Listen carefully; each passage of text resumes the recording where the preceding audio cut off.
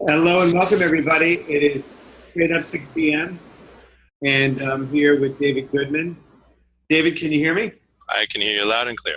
Fantastic. And welcome, everybody. Good evening to you all, and welcome to Corporate Competition is Invading the Tri-State Area. We're glad that you're joining us tonight. And David Goodman and I are grateful that you're here. And, well, I should probably introduce my colleague, my co-pilot tonight. We're going to spend the next hour talking about what there is to do about corporate competition coming into the tri-state area. And my dear friend I've known for over a decade, and he's the founder, well, co-founder, his dad founded Lawrence B. Goodman and Company Dental CPAs, and a member of the Academy of Dental CPAs. He's a leader of that group. He's a practice advisor and a speaker, and he's just a genuinely good man, and just adore him. You're gonna just love his humor, his brilliance, and I'm so glad to co-pilot with you tonight, David. Thank you, Gary, so much for that nice introduction. It's always fun to do a presentation for dentists with you, and our history goes back really far, and it's really nice that we have this opportunity to share some really great insights. But first of all, I want to share a little bit about you, Gary, because you are the CEO of NextLevelPractice. It's a transformative dental consultancy firm, and you have over 20 years of experience, and I can contest to that because I have experienced lots of years of working with you, which has been great. You and NextLevel are regarded as one of the best in the world, Gary. I have to tell you, it's fantastic what I've seen you do for dental practices, creating sustainable results for those practices that you work with. You've created over $300 million in revenue for clients globally. And NextLevelPractice was created to implement the complete health dentistry business model, which I totally believe in, where your teams that you work with willingly embrace and implement change, patients transform, and invest in their health, and doctors can follow their vision. And recently you were named to the board of the AAOSH. You are the author of multiple books, which I have read and enjoyed, on dentistry, business, personal development, finance, and your first book, $1 Million Dentistry, is considered the Bible in dental practice management. And Gary is also the producer of the film Say Ah, the world's first documentary on oral health, and renowned as a leading revolutionary thinker in the world of healthcare. Wow, Gary, that's too dumb much resume, man. Who the heck gave that to you to read tonight? That's putting people to sleep with that.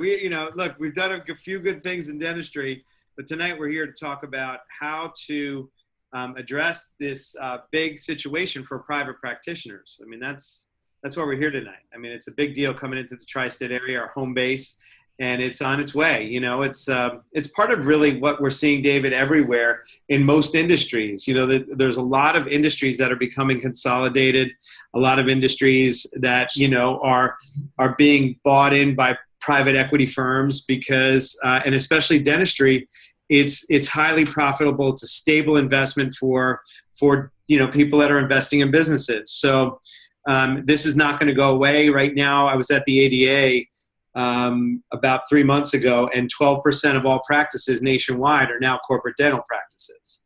So, this is a big deal, and we want to make sure we get our tri-state practices all set up and ready to go for what's going to happen. Yep, there's definitely a way to overcome and create the practice of your dreams without being swallowed up by the big names out there. Yeah, and David, this got created for all those listening tonight. This got created because I said, David, he just came off of tax season, and I said, what's top of mind? What can we bring to the tri-state area? And first and foremost, this was something that you said most of your clients are talking about and thinking about. So we thought it'd be great to really prepare, the tri-state for what's to come, because this has been going on a lot, especially in the Midwest. This has been happening in the Midwest. It's really where a lot of it began. with Heartland Dental was one of the first, and all different types of DSOs or different styles. But ultimately, what is a DSO? How would you describe a DSO, a dental service organization? How would you describe corporate dentistry, David? So corporate dentistry, obviously the DSO brings a lot of options under one roof for the public to believe that they're getting the best care and dental treatment. It's one-stop shopping. I don't necessarily see it as really the best place for people to actually get the care that they deserve. The model of corporate dentistry is to produce, to pay the bills, to pay the shareholders, pay the investors. And there's a ton of opportunity that I believe out there for dentists to be able to take care of their patients in the way that they want, in the way that people deserve. And be able to be profitable and entrepreneurial. Having professionals like you and I and legal professionals and people who work in the dental world really can have a positive impact on those dentists that buy into taking care of their patients and providing appropriate medical care without the oversight of somebody who's looking to make major profits for their investors. You bet. So it's like, what's the purpose behind the practice? What is the fundamental driving force behind it? And, when big business is in, you see what happens. I mean, when Walmart comes into a town, Walmart can devastate a bunch of mom and pops. And that's the thing I love about dentistry, is that it's a cottage industry where there's great number of private practitioners.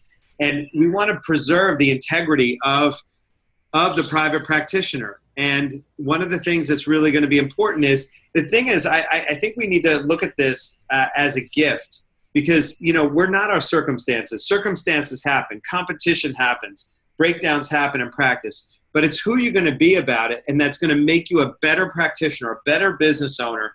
And I say that this is a gift to the industry of private practitioners, because it's going to raise the level of, and I've seen this around the country, it raises the intentionality and level of running a business. David, one of the reasons why I'm in this business is because I'm not a dentist. I just say I play one on TV, like it looks like it, right? My background is in business and people. And, if you missed that half hour in dental school when they went over how to lead a bunch of people as a team and how to run a business, you were in trouble, right? And then I realized, like, the business model that was handed down, handed keys to handed keys to handed keys, and said, open this one up and make this one better. At some point, more, better, faster doesn't work. And we see a lot of practitioners on the dental treadmill trying to get ahead of themselves. And it's like, you get 3 steps forward, move 4 steps back, 4 steps forward, 2 steps back. And what we're here to do tonight is really let you know that wherever you're starting from is perfect. Where whatever you want to create, you can. And we're going to show you 5 simple things that are going to allow you to do that. So let me get to those. While you're looking that up, I just want to say that, most dentists that I speak to, they go to dental school, and their goal is not to go work in some corporate dental firm. They want to be on their own. They have a vision of what their practice is going to look like, even down to, what color the carpeting is going to be, how they want to practice, how they want to treat their patients.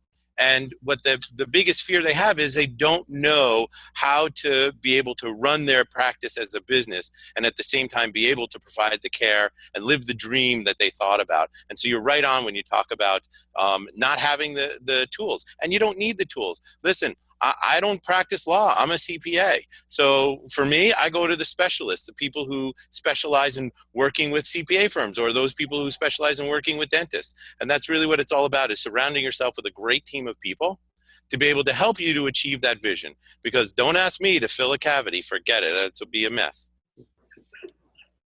You bet. But to go to you for, I'll tell you, if you don't have a CPA that is an advisor and someone who genuinely cares and understands business and tax, that's why I work directly with David in this, and because he's the best in the world in my mind at caring and then showing you how to, like, keep what you make so that you're not sending it out. And that's one of the key things with corporate competition. You need an advisor from a finance role and a tax position that allows you to maximize all your assets and really manage your money. And David is the best in the world. And he's part of a group of men and women that serve only dental practices. That's what I love, because they're experts in understanding the components of running a dental practice, where the benchmarks need to be. And so thank you for being a stand for private practitioners, David, and being on this call tonight to share your wisdom. Thanks for having me. So let's talk about what our plans are for the next 45 minutes or so. You bet. So there's key strategies that you want to be aware of. You know, when a corporate DSO comes into a marketplace, the number one thing is dealing with low prices. I mean, they take a position, they sell on price, and that's the only way they're selling. They're selling mainly on price. So you want to know how to beat low prices. You want to know how to position yourself. And we're gonna talk about one of the key tools that are going to allow you to do that. The next we're going to talk about is overcoming their huge marketing budget. They come into town and they have multiple units, so they can pool their money and they can really get after a marketing campaign. So how do you overcome that? We're going to teach you how to do that with the assets that you already have in your practice, and not spend another dime to outspend them, because you're not going to outspend corporate practitioners. You're just not going to do that. And then we're going to talk about blocking their ability. This is a big one, to attract new team members. And when I say new team members, I include associates here. You know, one of the things, David, that we see out there is a lot. They're getting the associates at an early stage. They're promising them, you know, to take care of their stability. They bring in stability, and this is really creating a supply and demand issue, where, you know, there's an increased number of doctors that are looking to retire. And if you don't have a strategy to bring on team members and associates in a way, you need to know how to position yourself to be able to do that. And that's important, especially, you know, we don't have to we deal with that in New York because people want to live here, but like we had to overcome this in rural places like Hayes, Kansas, or cities that you know, like Memphis, Tennessee, people don't want to go there. I didn't know that until I had a client in Memphis, and they're going, I can't get an associate down here. So, and the corporate guys are taking the associates. So that's a big deal. And then increasing your practice's value, because you don't want your practice value to go down as the corporate competition comes in. You want to continue to grow that, because that's your asset at the end of your career that you want to be able to sell. So we'll show you how to do that tonight. And then the 5 things to prepare for the disruption ahead. There's disruptions is going to happen. It's just like, you can see it in other industries too, David, like Airbnb, you know, in the hotel industry, and Uber in the taxi industry. You know, people are up in arms. So Netflix is another one. I mean, look how that's changed the cable world. So Netflix, perfect.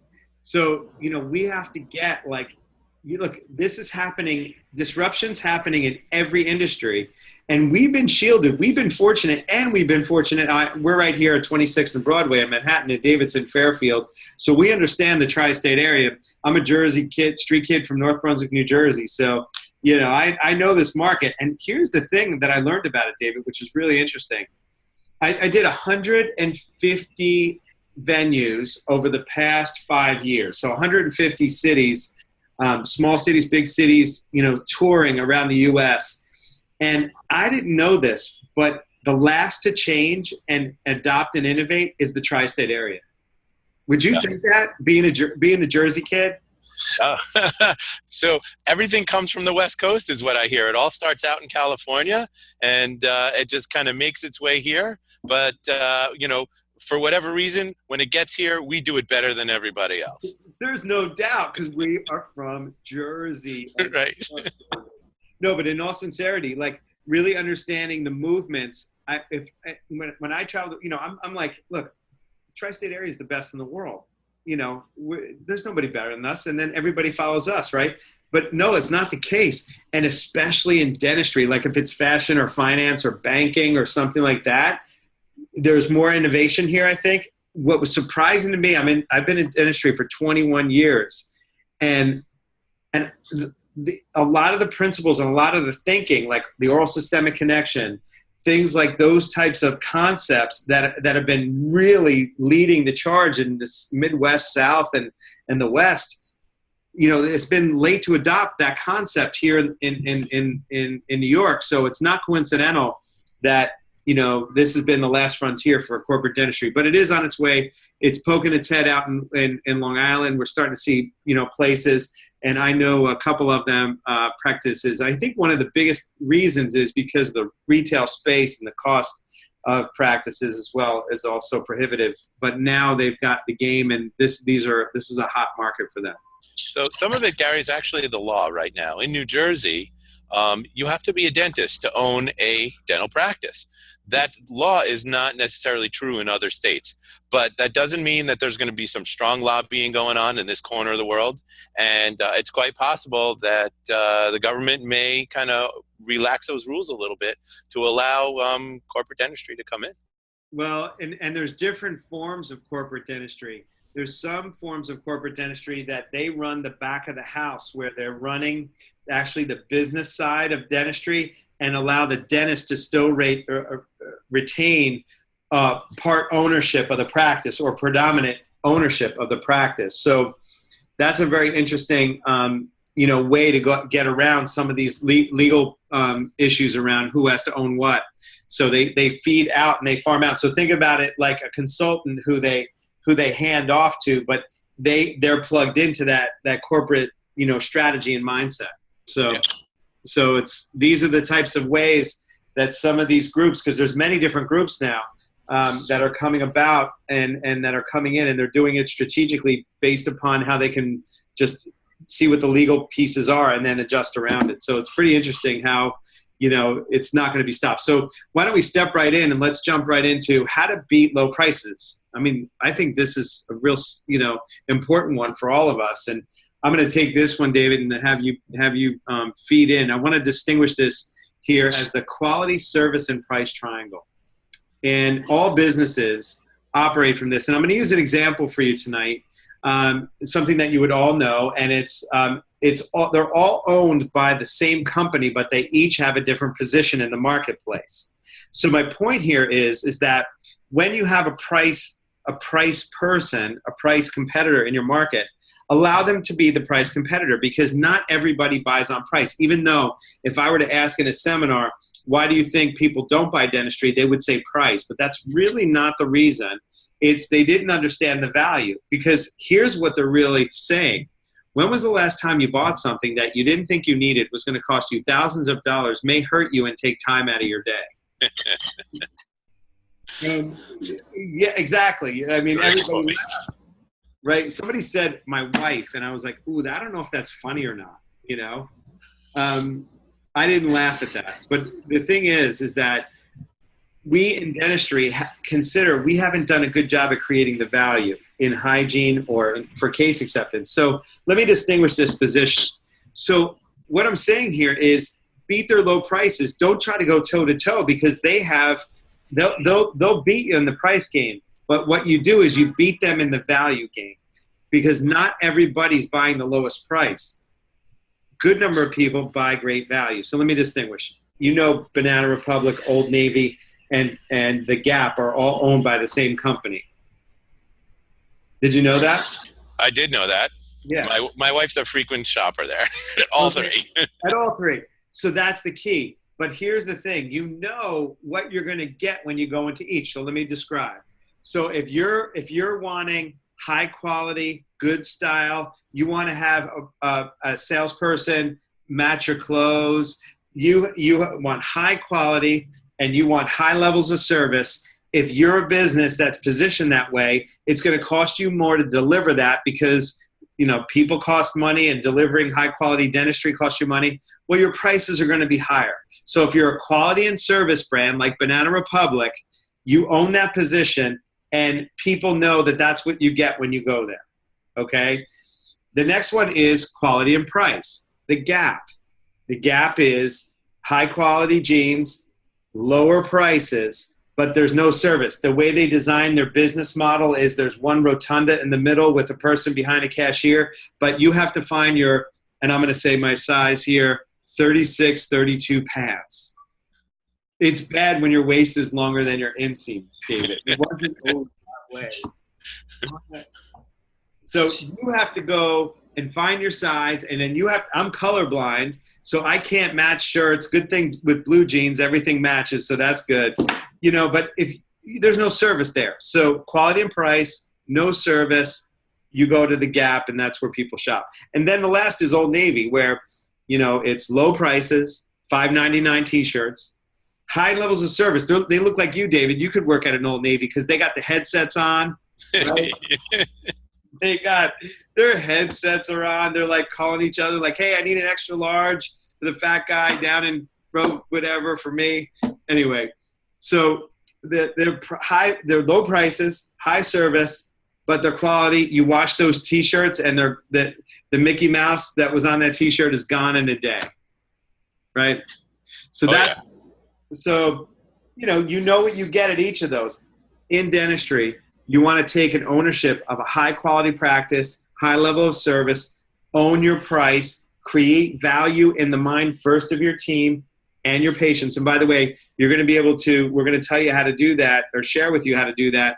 David and I have a live event that we're going to invite you to at the end of this that you don't want to miss. It's David and I live with a group of people in Jersey, 9 to 1, and it's going to be amazing. And we're going to teach you the details about how to position and create value in your practice. So it's going to be amazing.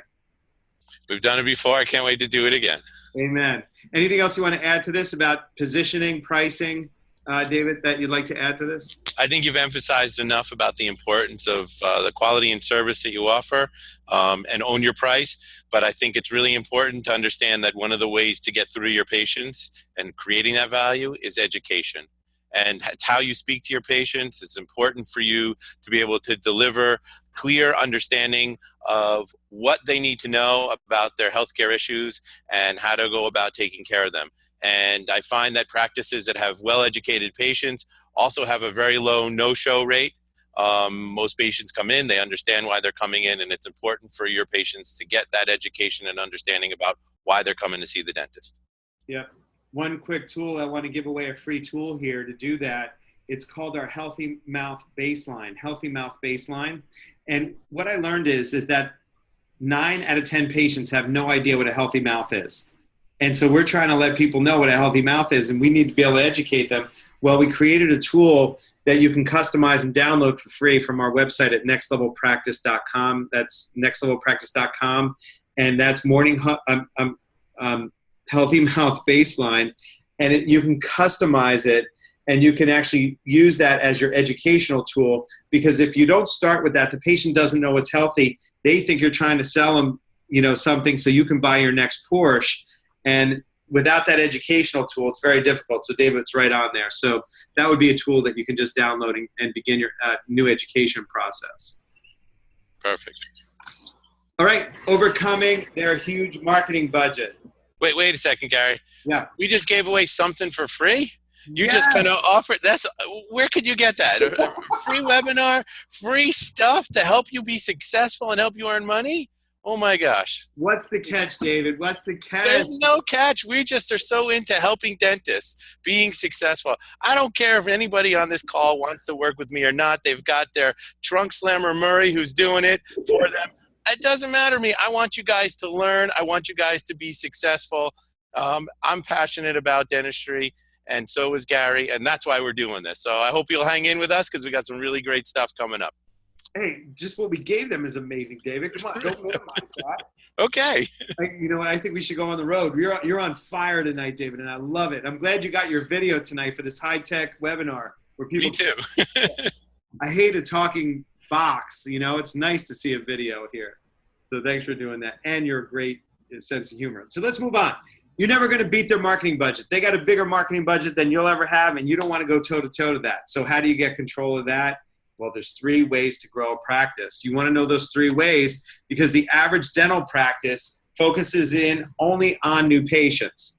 And we believe that where the game changing happens in the 3 areas. We call it the care system, which is case acceptance, is increasing your case acceptance. Number 2 is increasing your retention. And then number 3 is the experience for the new patient. So let's take a step back here. I'm not a dentist. And so what was interesting to me was like, let me look at this business model. And I went in there and I started looking at it and I'm like, I had a marketing firm, David, as you know, and I brought patients to the front door. And what I found was they went right out the back door. And when they were there, they didn't invest in anything. So I'm like, this machine doesn't seem like it's working. So I started running numbers. We've done over 2,500 practices. What do you think the average retention is for a patient to come back twice in a year through the hygiene department? What do you think the average is before we put any systems or structures or processes in? What do you think? So I'm seeing about a 15% leakage out the back door. So I'm guessing, and that's with practices we work with, so I'm guessing it's a pretty high number. Pretty high number, no people who don't come back. It's the number we find is 20% of patients. Now watch this. What I'm saying is 20% of patients come back twice. So what I'm saying is that some come back once, some come back not at all. So if I were to ask a doctor or a hygienist this, they would normally say 80%. Yes, 80% of the ones that you can see, and those are your high 80-20 people that come back all the time. It's the ones that you can't see that are the game changers. So retention, we want to get to 80%.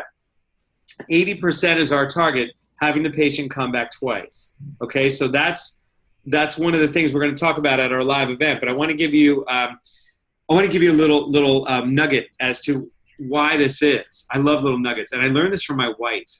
You know, we love our wives. You've been married. You had your wedding anniversary yesterday, right, David? Yeah, 17 years. Congratulations. I made it 13. I never thought I could make it 13 days, and now I'm like 13. And I'm blessed to be married to Judith, and your wife is amazing. But I watch my wife, and I'm going to show you, like, when her roots show in her hair, she's like, she never misses her hair coloring appointment. Ever, David. Ever. Never. Yeah. So, I don't know much about hair, guys. You can see. Well, let me tell you, hair is something that you comb, David, and you wash. All right. Okay. But ladies also color their hair because they want to look beautiful and young and vibrant. You know, a man with gray hair, I guess it's okay. But anyway, what I learned from this is a woman will not miss her hair coloring appointment, some guys. But what we found was, why is that? It's because it's tangible and emotional. So how we get to increase retention is at its source, not some scripted thing like you need to come back and sending out postcards. That's a symptom, trying to solve the symptom. Getting to the source of why patients don't come back is the game changer. That's where you really retain an increase, because here's what's happening. On a nice day in Jersey, you're going to go to the Garden State Mall with the girls and go have a glass of wine at, like, you know, the Boston Seafood Company, right? I mean, that's because it's nice out. You're going to go to Short Hills Mall. You're going to hang out. Should I go to my dentist and get harassed and say what's wrong with me? And it's just a cleaning anyway. So we created the complete health model for dentistry where the mouth and the body are connected, and we create the education that creates the value for the patient in their mind, because one in two heart attacks through the science we have are triggered by periodontal disease. And we're partnered with the best in the world called Doctors Bale and Doneen, who wrote a book called Beat the Heart Attack Gene. Amazing, brilliant MDs, and they can guarantee that they won't have a heart attack on their watch. 14 years, 0 heart attacks, 0 strokes, David. Right? That's incredible. And guess why?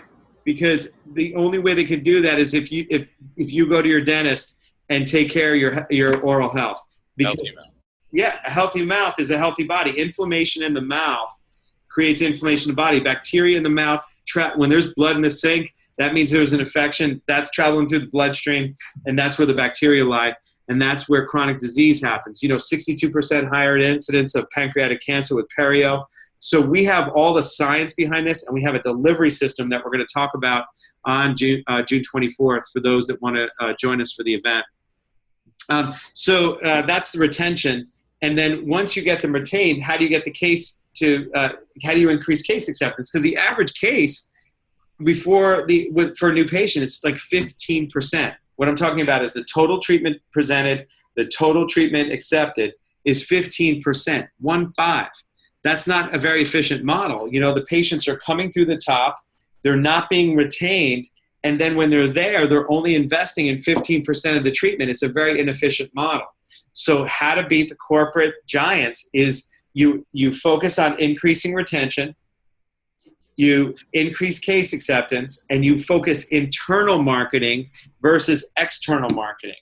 And then you build your patients through referrals, and that's how you run an efficient private practice. Can we? You're my mathematician here. Can we run some quick numbers? Let's run some quick numbers. Let's do it. Okay. So let's look at it this way. If you have a patient coming back through hygiene, let's call your PPO practice. Prophy exam and bite wings once a year. So in Jersey, PPOs, let's call it 150. Good number. Here, right? 150. Mm-hmm. They come back twice. 150 times 2 is? 300. I'm so glad you're here, David, tonight. Oh, tough math. The fact that you almost hesitated on the 300, I was worried there for a second. I'm like touting you as the best in the world, and we're working on math here. It's great. And I can't put two numbers together. Only you, my good man. All right, so 150 times 2 is 300. So now take that number, and when you put this education system in that we're talking about, the average adult invests in the value of a crown and a build-up. It doesn't mean every adult's going to buy a crown and a build-up annually. It just means, David, that's the benchmark number for how much case acceptance. That's fair, right? 1 crown, 1 build-up. Maybe they get, some soft tissue. Maybe there's a few fillings, maybe a couple crowns, maybe some Invisalign, whatever it is. Averaging it out for a crown and build-up. Let's call that $1,200 in Jersey or New York for PPO fees. Good number. Okay, so we take 300 for hygiene, 1,200 for restorative. That's how much? 1,500. Very good. Very good. Ding, ding, ding, ding. See, you don't even have to go watch Jeopardy tonight. It's like you're in. You're getting all the answers. Done. Now, $1,500 for the average annual value of a patient. You multiply that out. In Jersey, there's let's just call it 2,000, about 2,000 average, 2,000 patients for an established practice. Let's just say 1,000. 1,000 patients times 1,500 is 1.5 million. Let's just be ridiculous and take, 80% of that.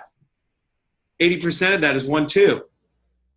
So the average practice, focusing in on this, they're doing usually about 600,000 or 700,000, and inside their practice, if they focused internally and marketed internally through their hygiene department and built a 5-step case acceptance process, you would have more than enough to build your practice internally, and then you would have new patients just filling in the attrition of death or moving away.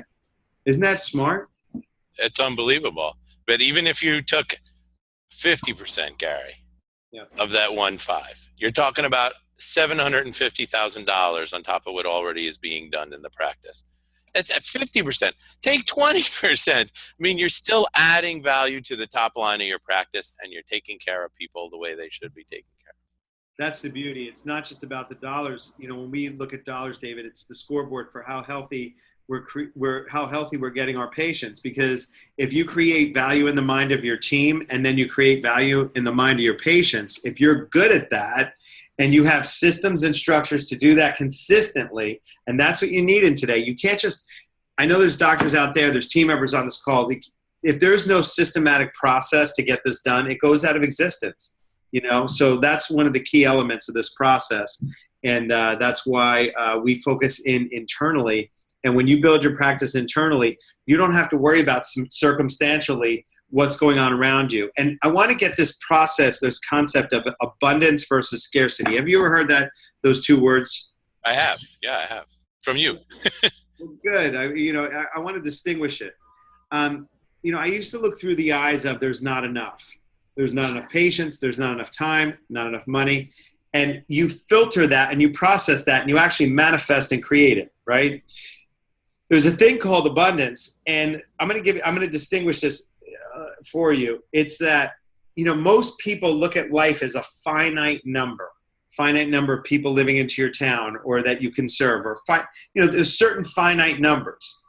But what I'm going to suggest here is if you begin to think from an abundant mindset versus a poverty or scarce mindset, that there's not enough, you'll start seeing that and figuring out ways to create more than enough, just like we did tonight. It may not be the way you looked or the way you thought you needed to do it, because 99% of dentists thinks that they have to market patients to get them in versus coming up with this strategy, which is something you can control. And the concept of abundance versus scarcity is, it's not like it's a finite pie where I take a piece of the pie and then I win, you lose. The abundance mindset is we just keep baking pies and everybody can have a piece of the pie. And you just, how you create your piece is you create more value. And that's how people make money in business and grow businesses. Is it's very simple principle. You create value in the mind of the person and they pay you in exchange for that value. That's as simple as you can break it down. And so just consider that we haven't done a good job at creating value in the mind of the consumer so that they can understand it, why they have to come back through retention, and then once they're there, investing in treatment. And when you do that really well and focus in on what you can control, you know, we had a record practice they did up in Buffalo, New York, a single practitioner, followed this principle to the T, 12 months increased $1 million. Wow. Yeah. Yeah. 1 million? In a 12-month period, a single practitioner. Wow. Yep. Yep. Life-changing. Life-changing. It is. And he still maintained his lifestyle, right? And he just applied the principles. And you know, that could be daunting for someone who's struggling out there. And I really want to be compassionate for somebody who's struggling, but you don't have to. That's my point here. You do not have to be out there struggling. And especially with the constraints and the influence that corporate dentistry is going to have. You do not have to struggle. I'm looking at you and I'm telling you that you can have it all right now. You know, even if you didn't, you know, there's one thing we work with Harvard Business School because we like the science of change. And I was reading an article, brilliant article on change. Do you know why people don't change? The number one reason is because they think it invalidates their whole life before they make that change.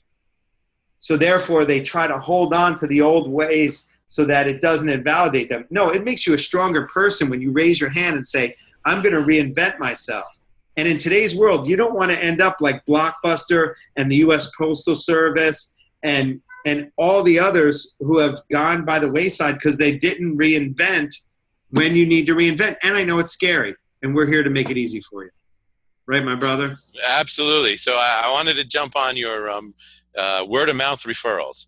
I'm a season ticket holder for the New York Giants. I apologize for those who aren't fans. But I'm talking about fans here. And I'm talking about raving fans because I'm the guy in my section who stands up and yells and tries to get everybody else to go crazy and participate in it. And how did the New York Giants create that in me? I have no idea. But that's the goal, is to get those people to stand up and be crazy about you, to love you for what you've done for them. And, you know, that's the difference you can make, because corporate dentistry is not about creating raving fans. They're just about seeing the next body in the chair and moving on. And it's really going to be crucial for you to create those raving fans. And there you have increasing your case acceptance, retention of your patients, and creating a really great new patient experience, and that you continue to create going forward. Michael Gerber, who's a great business consultant, says that the reason why some businesses are successful is because the experience that the consumer gets is repeated over and over again. You want to make that experience every time they come to your office exactly the same. You want to manage those expectations up front so that people know what they're going to get when they come to your office. Man, you got me going. And I don't know if you know, but I was a student under Michael Gerber for several years when I lived out in California. And we were actually going to do he wrote the E-Myth, and we were going to do the dental E-Myth together. And I just wrote $1 Million Dentistry, so it was too similar. So we didn't do it, but he's a hero of mine. And thanks for quoting him tonight. He's a beautiful man. He's a beautiful, beautiful man, David. Very smart and game-changing. And he talks about shifting from being a technician to working on your business, because you know most people are great craftsmen and women, you know, behind the chair. In this case, with dentistry, but really stepping beyond that, being an entrepreneur and being a dental CEO is what we're here to teach you. And you're going to be able to come see us live if you're liking anything about what we're talking about tonight. We're like Mike and Mike on the Fan. You know? You ain't seen nothing yet. All right, let's get to the next thing.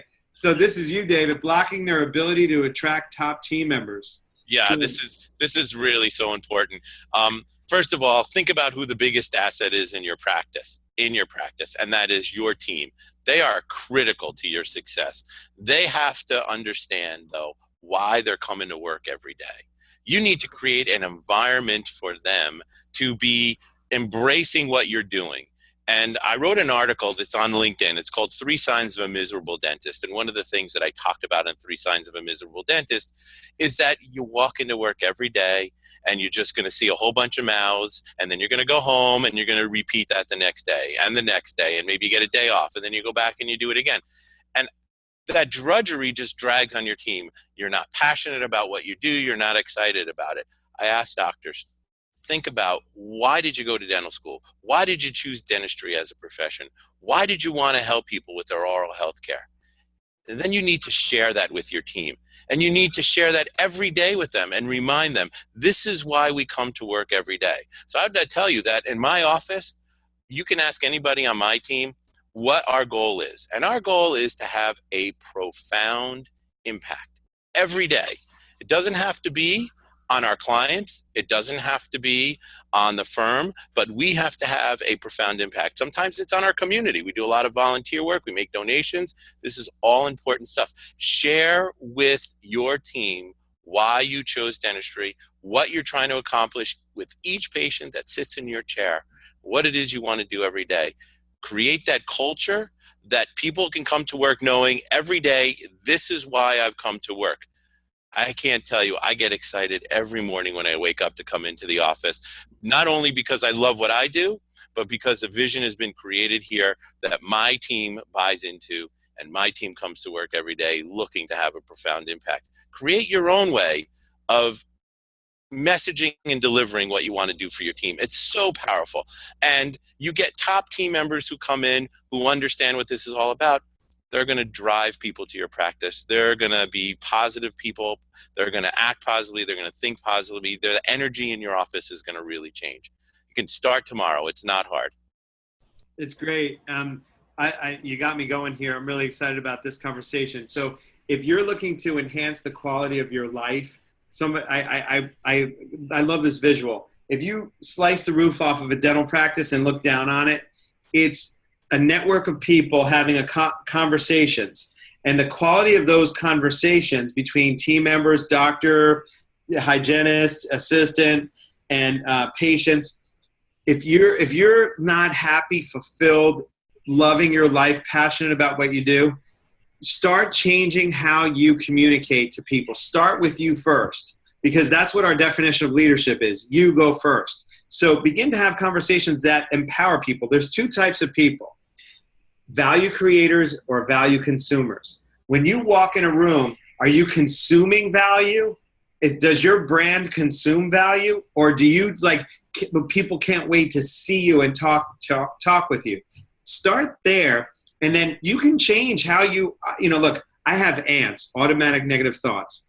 And I'm like, life is not enough, and this is not enough, and I'm like not winning in life, and I'm not getting what I want. And then, we live in we live on this continuum called, fear of losing what I have or not getting what I want. And what happens is that creates the conversation in your head, and then you distribute that to your team and the people around you. You slice the roof off of your home. The quality of the conversations that you're having with the people at your house are the quality of life that you have. So begin by up-leveling your conversation with the people that you have around you, and watch what happens in the experience of going to work every day. And when you create a culture like this is really important, by the way, because millennials are defined in my world as 35 and younger. You want to understand how to, like, I'm a baby boomer. I'm like old school, right? I'm like, you come to work, you do good work, and you bust your butt and you go home. We were living to work. The millennials got it smart. They got that generation. They work to live. So if you don't reinvent how you treat and create an environment for people that are 35 and younger, then you're going to have a revolving door in your practice. So we fixed this problem by creating a culture and an environment for millennials. Here's number one, the number one thing that millennials want: 60 likes a week. 60. Gary, what's a like? A like. A like. All right, let me explain to you, David. There's this thing called Facebook. All right. So what happens is, if you go, I was at a concert. I went to, Jersey. I went to a Springsteen concert. Before the concert, this is what everybody was doing. They were going like this. They were spinning, liking, spinning, liking. So when you do that in the brain, when you're not working, you want to have that same experience and juice of being liked. So most doctors aren't sitting there trying to acknowledge your team. You need to create a culture of acknowledgments. They want to be liked in different ways by their team members, by their peers, by their seniors, by their patients. So we create a whole culture of how to get people to like. That's number one. 60 likes. I would have guessed 5. If I acknowledged you 5 times this week, David, that would be a lot. They want 60. So you better create a culture that really attracts and creates that environment of liking. And it's so important. They don't know. I'm sorry. They don't know when they're going to get that like. But if they have some sort of goal, direction, culture to follow, then they follow that, and they're doing what you'd like them to do. That's where you can give them the like. They need that structure to work in. So good. And the thing is, David, what you're talking about, you spoke about this earlier, and that you're a darn tax group. Yeah, right. About like profound. I mean, that's like military intelligence or jumbo shrimp, or it just doesn't go together. Tax and profound, like caring about people. That's what makes you like the best in the world at what you do, because it's about creating that profound outcome. So the key here is that millennials want to go to a place where there's meaningful work. If your business if your dental practice is creating widgets, and all it does is it creates widgets, like you're doing transactional dentistry, drill, fill, and bill, and it's just a job to people, people are gonna look and leave. But if you create, like our company, our vision is 30 million people healthier. So you can call us a consulting, coaching, and training company, just like you could be a tax group, but our mission is to get 30 million people healthier. Right now, we're getting 1 million people healthier. We got a long way to go. So the people that work here, whether they're setting an appointment for me, making sure that you're taken care of as a guest on our webinar or a guest in our workshops, whatever it is, they know that when we help a dental practice grow, they're closer to getting 30 million people healthier. That's a reason to come to work. And that's what people that are 35 and younger want to talk about. They want to go to a place that's meaningful, place to go. So that's huge. And the last one is they want to work in pods. So when we bring an initiative in for implementation, we bring it in and let them go to work as a group, and it's magic, because then they come up with their own ideas, they own it, and then they put it in and implement it. It's magic. The old school way of a consultant coming in, everybody cleans the lab up, a consultant flies in, tells everybody what to do, they say yes, they mean no, the consultant flies away, and so do the results. So the game here is knowing how people receive information, how they're processing, and that's how you get your change and your implementation. So I think we have culture set up pretty well here, David, right? Oh yeah, I think we delivered it. So this is, I want you to really speak about this. This is really big with corporate dentistry coming in, because if you're out there saying, hey, I want to build the asset of my practice up and sell it, like, you better start thinking about that right now, no matter where you are. I don't care if I just spoke to a dentist who's 30 years old. We set every practice we work with, we set them up to sell it right from the start. I'm recommending this highly, because the practice values are going to be changing dramatically. I can see it already. I see it in different parts of the country. So you want to build the equity of your practice. How do you do that, David? We were talking about it earlier today. You want to talk about how to build the equity of your practice up and have it positioned to sell it if you choose, but have that freedom to do it, because you want to be ahead of the curve here and be aware of price fluctuations for supply and demand. And if you're looking at your practice as a nest egg, it's really vital right now to be mindful of getting it prepared to sell no matter where you are in your career. You want to talk about sure. So first of all, I don't recommend that you make your practice your retirement nest egg. If you think about it, if you've got $1 million practice right now in the New Jersey area, we're seeing values of practices increasing, but let's just say it's 70%, like the example we have on the screen. So if you've got $1 million practice, you're going to get $700,000 for that practice. After taxes, you're probably going to wind up with something less than $500,000, probably somewhere between $350,000 and $450,000, depending on how the allocations go for your practice. Now think about that. If you're going to get 5% in return on that every year, to be conservative, that's really not going to provide you with the same lifestyle I guess you're living off of $1 million practice right now. So if your practice is going to be part of your retirement nest egg, you need to grow it. And I hear so many doctors also talk about the fact that they don't care, that they don't want to sell their practice. They're just going to walk away. Well, I'm going to tell you right now, if there was a pile of cash sitting on the table in front of me that was $700,000, I'm not going to work 2 more years and then walk away from that pile of cash. I'd like that pile of cash as well. And there are plenty of people out there that are willing to purchase your practices. We're seeing practice values increasing substantially. How do you do this? How do you create a more valuable practice? Well, having strong infrastructure is important, as we talked about with the staff, with your team. Sorry, Gary, I used that bad word. With your infection, David. It's an infection. We don't have staffs. We have teams, and those team members are critical to your success and critical to the success of whoever is going to transition into your practice. But there's lots of ways that you can increase the revenue in your practice. I find most dentists are afraid to increase their fees annually. And that is critical, because I'm going to tell you right now that I'm guessing your rent is going to go up. Team members are going to come in and ask for increases. Your suppliers are going to pass on increases to you. How do you cover those increases? Well, it's a terrible model that I call working more or making less. And that's really not a good model. So we've got to find ways to bring more revenue to your practice and more value to what you have as that practice asset.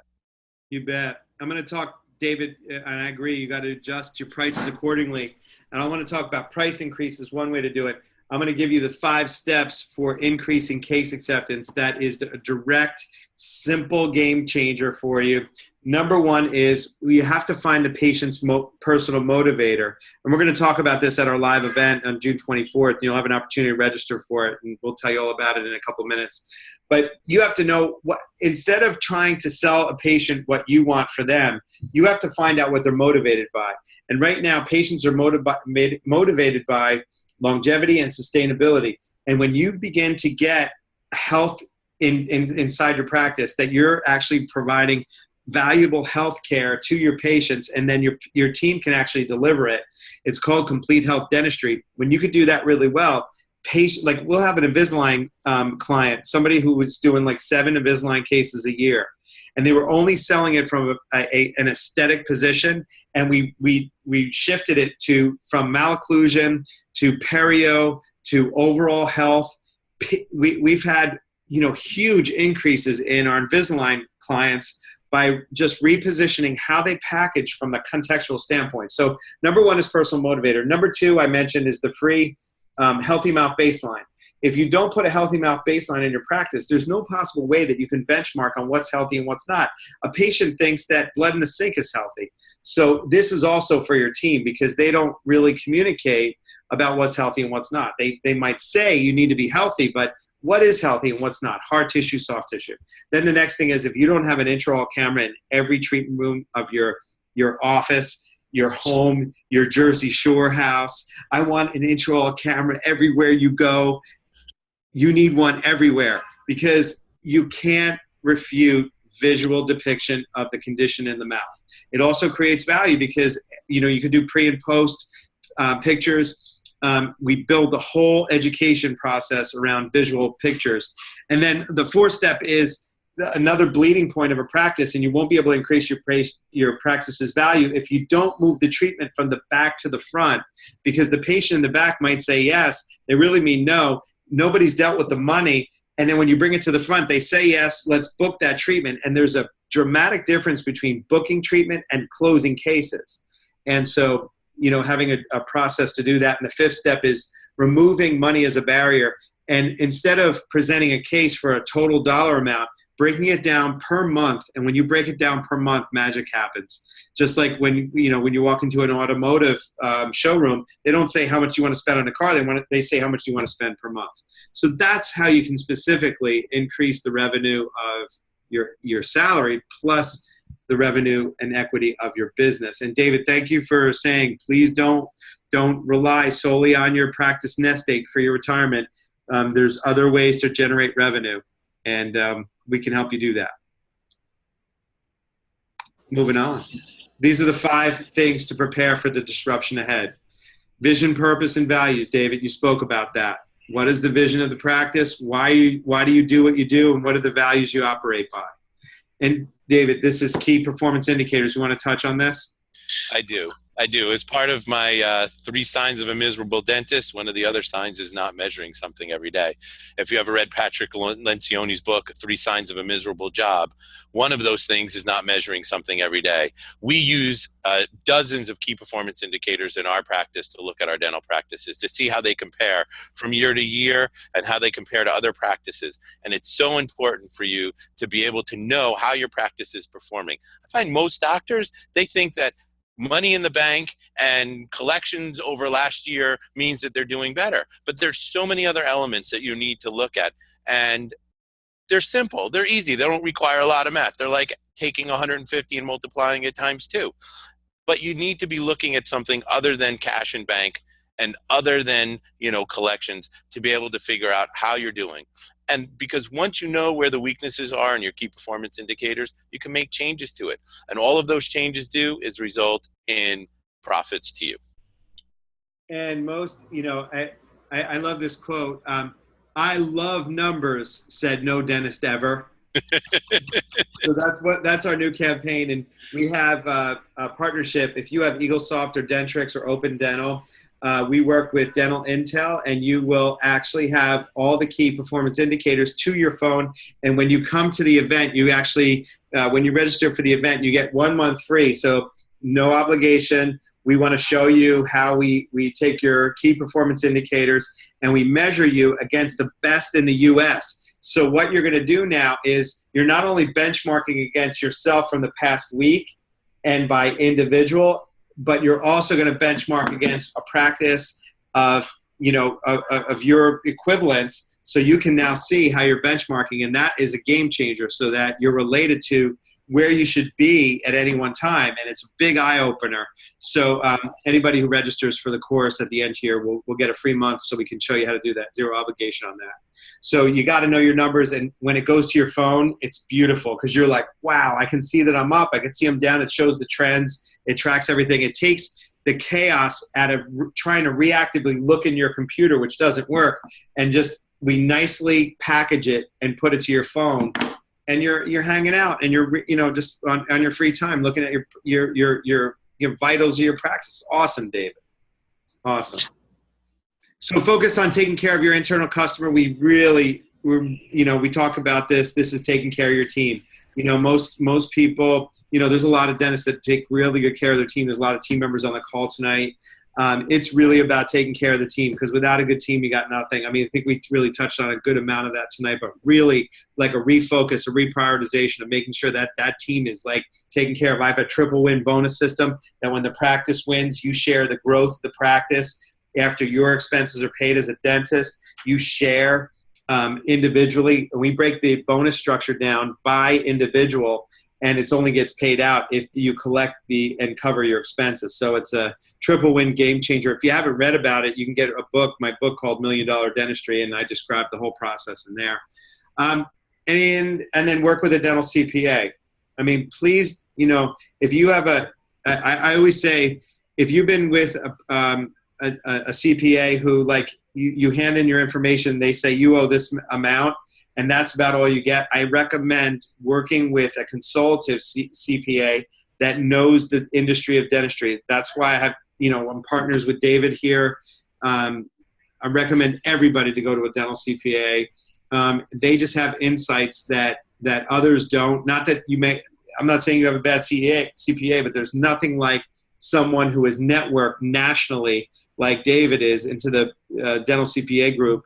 And, you know, just the way he tends to his business,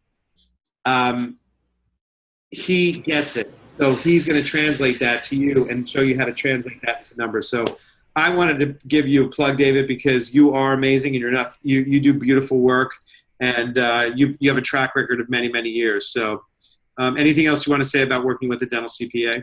Yeah, so if you're not from the New York metro area, I am a part of a group called the Academy of Dental CPAs. It's adcpa.org, and you can find the dental practice CPA that's in your area. Gary is working with my colleagues around the country doing similar programs like this because the ADCPA understands what's happening in dentistry and is looking to partner up with people that can help make our doctors successful in the current environment. And it's really powerful for us to be able to work with people that we trust and know can make a difference. Every ADCPA member has at least 50 dental practices that they work with. We're currently working with just about 100 practices right now. So it can give you an idea of the depth of knowledge and experience that we have in working with dentists and dental practices. And as Gary has mentioned, it is important for you to work with somebody that understands your business, no matter what business you're in. I'm going to tell you right now, we don't do any work for public companies because it's not something we know, it's not something we understand. So we focus on the areas that we have the experience and knowledge and the ability to bring value to the relationship. Yes, sir. And the last is focus in on what you can control. And you can control where you're sourced and where you can get your information from. And if you liked what you heard today, you can join us on June 17th. I said June 24th. I made the wrong date. It is June 17th. NextLevelPractice.com, New Jersey is the / New Jersey is the landing page. And when you register, we recommend registering today. We're only going to do 20 practices. And it's going to be in northern New Jersey. And you will receive a complimentary copy of my book, and you'll get 1 month free of the dental intel, so you can begin the process of really taking the first steps to beat the corporate competition that's on its way. So anything in closing, David, that you want to share? I really do hope that people will come out on the 17th. We're not really selling anything. We've got a lot to offer, and I think there's a lot of good information that we'll be able to expand upon in a live environment that will really bring value to the practices and help you guys to overcome some of the challenges in the market and maybe possibly even learn something. Ha-ha. Well, David, I want to thank you for taking the time out of your evening to share your wisdom and knowledge and spirit. I am privileged to work with you. I really admire you, and thank you for the gift that you are tonight. Thank you, Gary, for sharing the incredible vision that you have for the future of dentistry, and being able to be so open and willing to give away free stuff right here in this little webinar, and hopefully being able to make a difference in the world of dentistry. And I look forward to continuing to work with you, and lots of future successes with our partnership. Thank you so much. Have a good evening, everybody. Thank you for joining us. Thank you, everybody.